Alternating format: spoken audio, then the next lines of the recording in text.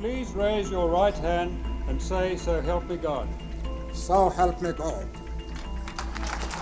In 1994, Nelson Mandela became the first democratically elected leader of South Africa.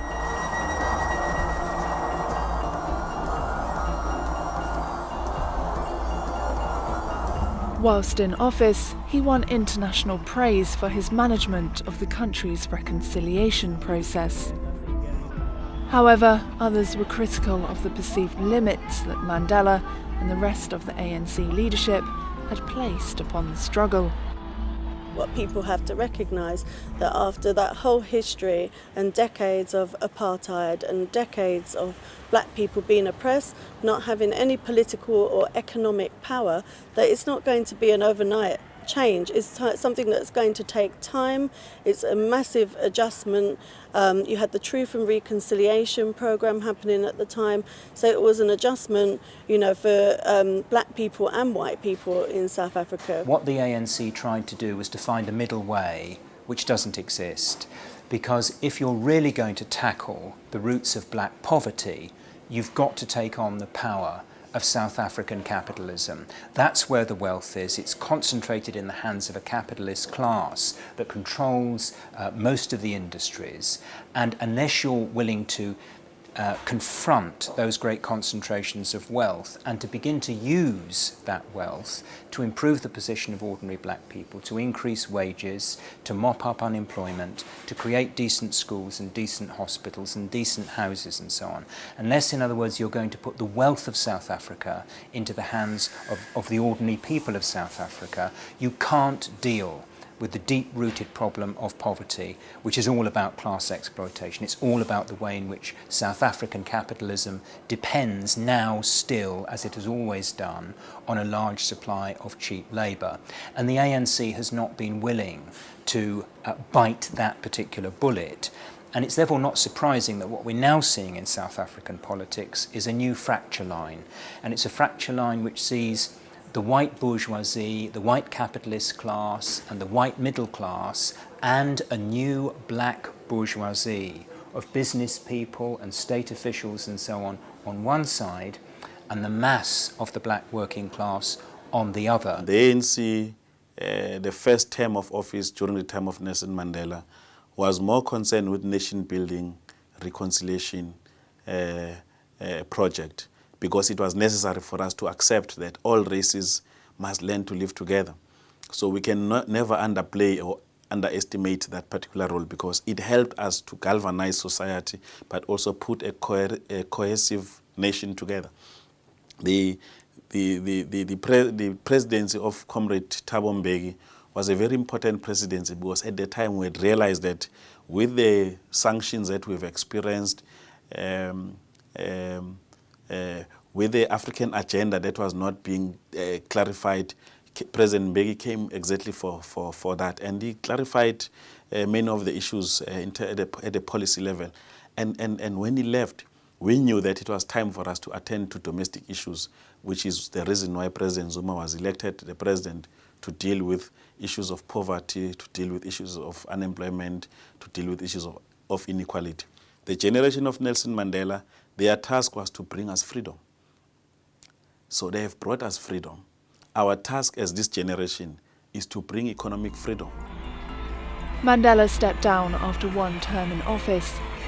He retired from formal political life, but continued his work with his many charitable foundations. Today, social division remains a problem in South Africa.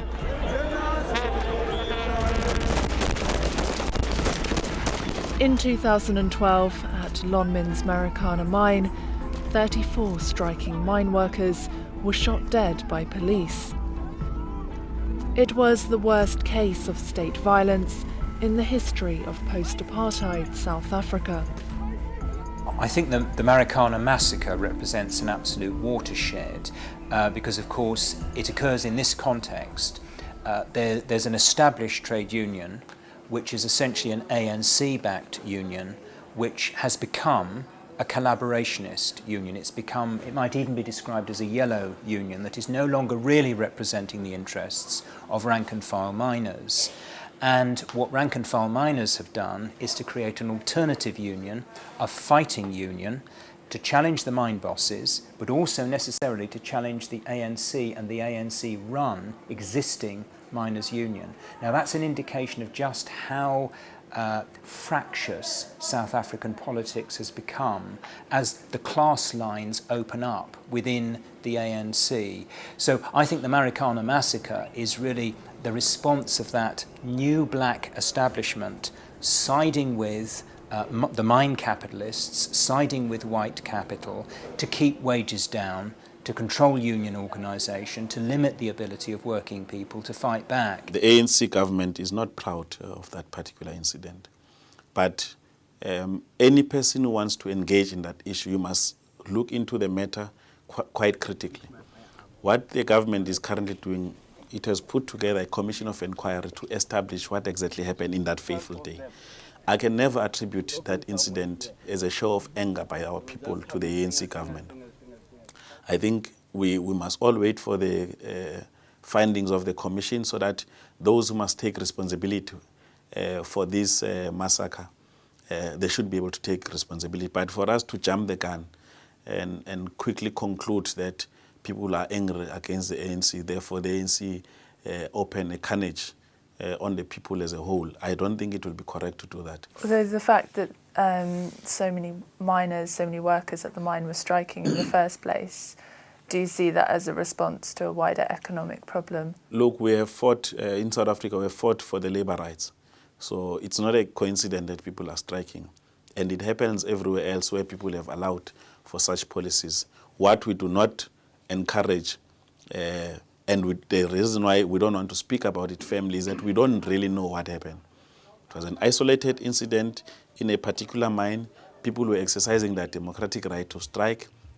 The strike turned out to be something that nobody had anticipated. An unfortunate incident occurred. Despite the scale of the struggle ahead, Nelson Mandela's legacy remains one of inspiration for all those in South Africa and beyond who continue to work for freedom and equality. Well, Nelson Mandela represents reconciliation. He represents peace. He's a global icon. He's a father of the nation. And he has been embraced by the whole world as a figure.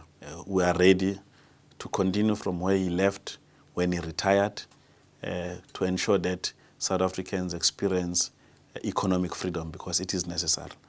That's why, as this generation of young people, our preoccupation is ensuring that we put a very clear theoretical framework and a clear program of action towards economic freedom. We know that it's not going to be easy. If it took a great man like Nelson Mandela 50 years to bring us freedom, we should then be prepared, even if the time is not as long as that. The economic freedom is not going to come tomorrow. In a sense, there are two Mandelas. There is the Mandela after 1990, who is the president of South Africa, and then, in a sense, after his retirement from the presidency, is regarded as the founding father of modern South Africa and is revered because of that. But also, interestingly, comes to be praised by the whole of the international ruling elite. And these are the people who were branding him as a terrorist in the 1960s. In other words, this is a Mandela who, as far as they're concerned, has come in from the cold and is being rehabilitated. There's that Mandela, but there's another Mandela. There's the old Mandela, the pre-1990 Mandela, who is he's the inspiration for ordinary black people in South Africa today, and indeed for people fighting oppression and exploitation all over the world. He's the man who spent 20-odd years incarcerated in prison for his principles, and the man who said, we have to fight this regime and bring it down. He's an icon of the struggle against racism. And so he stands, I think, and will always stand now, as one of those figures like Martin Luther King, like Che Guevara, and that's how we should remember him. We shouldn't be remembering him in the way that our rulers today remember him, as a man who becomes part of the establishment, who becomes acceptable to them. We should remember him as somebody on the side of ordinary people fighting back from below.